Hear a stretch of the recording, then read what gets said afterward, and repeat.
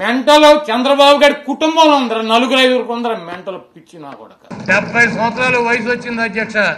బలమైనటువంటి పార్టీని అప్పచెప్పారు అధ్యక్ష. ఎన్టీ రామారావు దగ్గర నుంచి లాక్కున్నారు.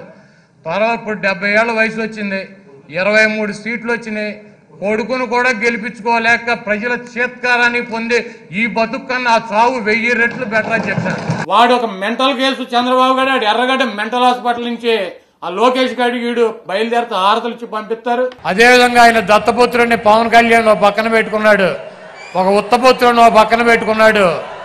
వీళ్ళందరినీ పెట్టుకుని కూడా సిద్ధం సభల ద్వారా జగన్మోహన్ రెడ్డి గారికి వస్తున్నటువంటి ప్రజాదరణని తట్టుకోలేక, జగన్మోహన్ రెడ్డి గారిని రాజకీయంగా ఎదుర్కొనలేక చవటలాగా దద్దమ్మలాగా వెనక నుంచి జగన్మోహన్ రెడ్డి గారిని భౌతికంగా ఇక్కడి నుంచి తొలగించాలన్నటువంటి ఉద్దేశంతో మరి మొన్న అర్ధరాత్రి విజయవాడలో ఆయన మీద దాడి జరిగింది. చంద్రబాబు కాదు కదా, వాడి బాబు ఖర్జూర నాయుడు వచ్చినా కూడా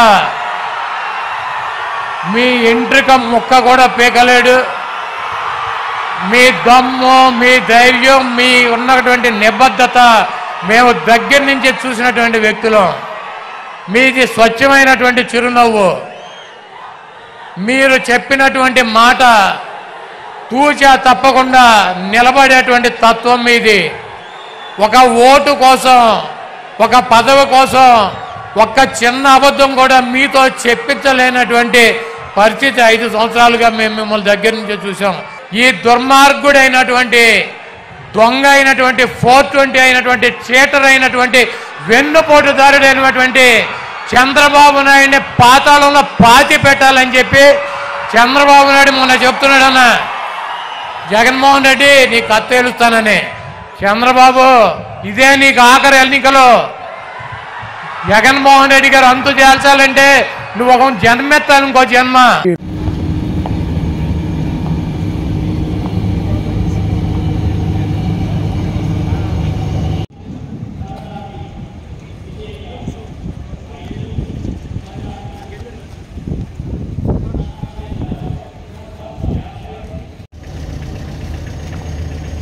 వస్తుంది.